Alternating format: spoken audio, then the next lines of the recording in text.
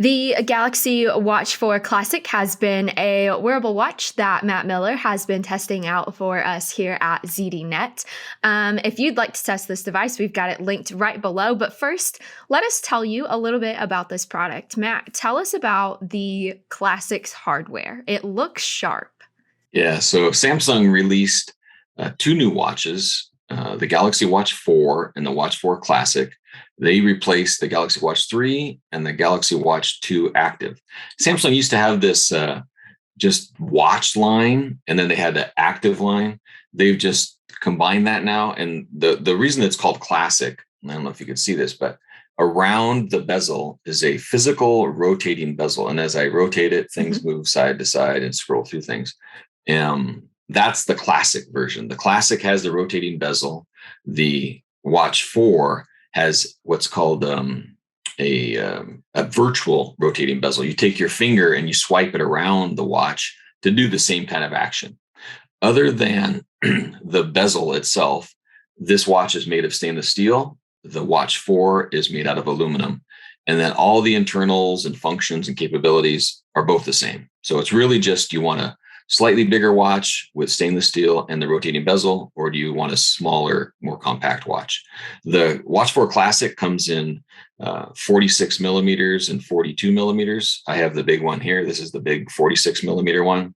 And then the Watch 4 comes in a 40 and a 44. So it's, if you see the Watch 4 on people, it fits smaller wrists very nicely. It's a little bit smoother. You know, there's not an edge to the bezel and all that kind of thing. So this one comes in black and white, or black and silver. The other one comes black, green, and gold. There's some options there. Pretty good price. This big one that I have, I actually bought the LTE model. So this is the biggest of the four with LTE. It's the highest price, and it's only $429.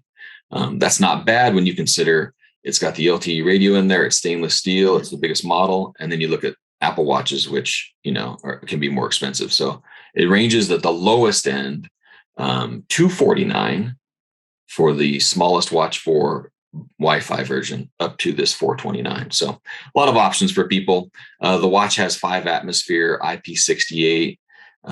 It has drop mill stand 810G drop protection. It's a very durable watch. It's actually interesting. It's powered by the Samsung Exynos processor. And then it has internal storage for music, data, things like that, right? I'll talk about a little bit about some of the health features that are across the watch. Typical what we see nowadays, right? It's got the heart rate monitor, the blood oxygen monitor, the ECG for heart rate fibrillation, advanced sleep with snoring. Now, let me tell you a story about this. So, you know, a lot of these watches have sleep. And this one says sleep with a snoring option. I'm like, okay, really? Does that do anything? So I told my wife, I don't snore. Sometimes I'll snore if I'm really, really tired. I don't snore that much, right? So I turned on the snoring option, and you have your phone, you know, sitting as normal, like on a charger next to your bed, and then you're wearing the watch. And it was amazing. The next day, I opened up the Samsung Health page, and it has snoring. So I tapped it, and it said 30 minutes of snoring last night. I'm like, that's weird. It records the snoring, and you play the recordings and you can hear yourself. I'm like, oh man, it's an eye opener. It's a really good thing to kind of check to confirm that you really do snore and how loud you are. But to be honest though, it is a good feature, because I know when I was fishing on a camping trip with my brother, his snoring, it was never like that as a kid, but as an adult, it was like fighting a grizzly bear in the trailer. It was crazy. But that's a good health thing, because now you can go to your doctor and say, listen, I should probably have a sleep test, because I've got reports of violent snoring and maybe have sleep apnea. I mean, it's a good thing to check out, right? And my wife has fun just because she cracks up listening to my snoring in the recordings. So that's about the functions and features and everything else. The big thing on this watch this year is it is powered no longer by Samsung's Tizen. It's Google Wear OS powered by Samsung. So Google and Samsung worked out a partnership, and we actually have a Wear OS watch from Samsung.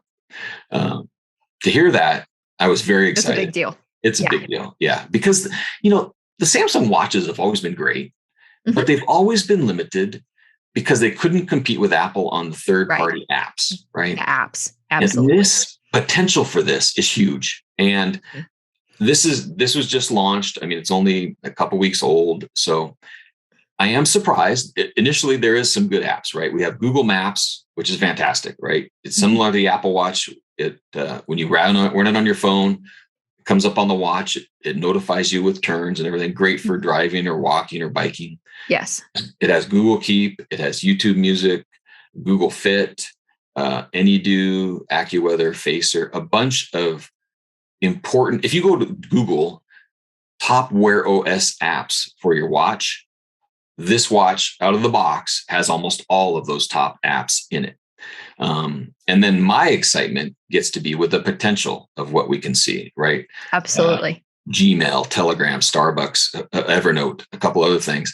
But there's even talk that Google Assistant will come to this watch with an update, because right now it's Bixby. And I kind of like Bixby at times, but it's just not consistent enough. And people are very excited because I can't remember if it was just a rumor or if Samsung said it in passing. I thought it was a Samsung talk and somebody said that it was possibly coming. So the partnership's there, the potential's there. Google Assistant on this would be fantastic. In the past, I've used Samsung Pay quite a bit because the watches used to have magnetic stripe technology in there. It doesn't have that anymore, but Google Pay is what I have set up on this watch right now. And to me, Google Pay is a much more, reliable, universal kind of thing. So Google Pay out of the box, most of the Google stuff is here, but the potential is for even more. So that's fantastic. And I think this watch is really going to go a long ways with some of that. It's not all roses right now. One thing I'll mention, it's a smartwatch. There's a beautiful display. There's a lot going on here. You're going to get a typical smartwatch, full day and a night of sleep, and then you got to charge it up. It's just the way it is with a smartwatch nowadays. The good thing is, right, this is a Samsung watch. You put it on the back of a Samsung phone. You can use the phone to charge the watch if you're out and about and you're not close to a charger. So just be aware, battery life is not going to last like a Fitbit or a Garmin watch, but boy, there's a lot going on. Great things, so. Yeah, the Google integration alone on a Samsung device it's going to open a lot of doors. And like you said, a lot of these watches can't compete in the third-party app category with Apple. And with this partnership, a lot of doors are going to be open. It's really going to be able to compete finally. Yeah, I'm really excited to see what developers do now that this has, been brought to the watch. Yep. Oh, I forgot to mention one other health and fitness thing, which is kind of interesting. It's called body composition. So you may have a scale. If you have a smart scale, they often will measure that where you're supposed to stand barefoot on it and it will pass a little electrical current through your body. It gives you body fat percentage, BMI, muscle mass, things like that. I have a Garmin scale that does that. So I've been testing it with a watch. And you touch a couple fingers on the watch and it does the same thing. And the watch and the Garmin, man, they match up almost perfectly. And I've also seen a bunch of reviewers that paid like $7,000 to have a real body composition analysis done.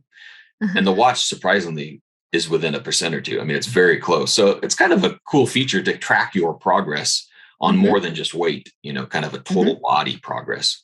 And outside the US, this watch does have blood pressure monitoring.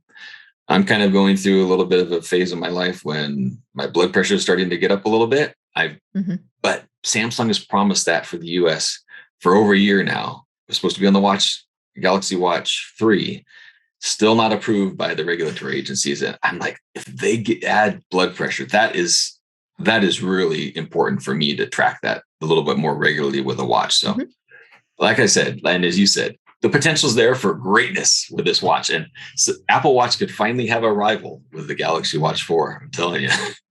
Yeah, no, it completely sounds like it. And it was only really, in my mind, it was only a matter of time before something like this happened, because someone was going to have to come at Apple because that third-party integration is it's really hard to beat, but this could rival it. If you want to go ahead and get this watch in hand and start playing around with the Google integration, let us know what you think. Let us know what you think about having Google on a Samsung device as well. As you can tell, we're really excited about it, so I assume you will be too. Uh, as always, thank you so much for watching. Be sure to like this video, subscribe to our YouTube channel, and stick with ZDNet for all things tech.